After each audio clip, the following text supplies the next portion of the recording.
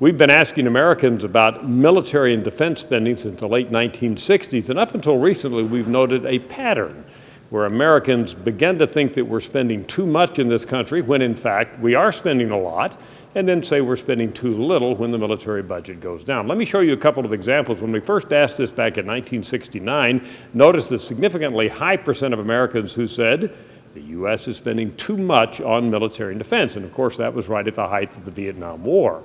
Then fast forward to the Jimmy Carter years, and when Ronald Reagan ran as president, in part arguing that America's defense had become too weak, and we saw a spike in the percent of Americans who said, yes, indeed, that the U.S. was spending too little.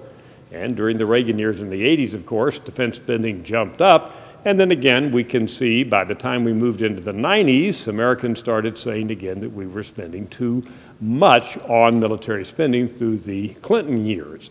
Then when George Bush took office back in 2000, 2001, and actually the 2001 poll that you're looking at there was taken before 9/11, Americans started to feel again that we were spending too little on national defense and the military.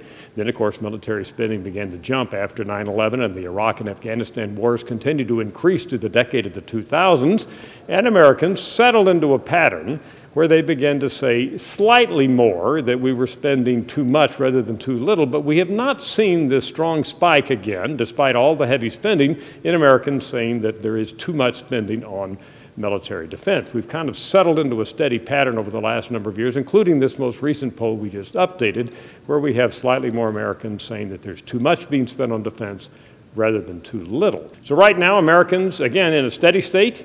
Yes, a slightly higher percent, including a lot of Democrats, say that there's too much being spent on the military, but not anywhere near where we have seen that too much spike at previous points in our U.S. history.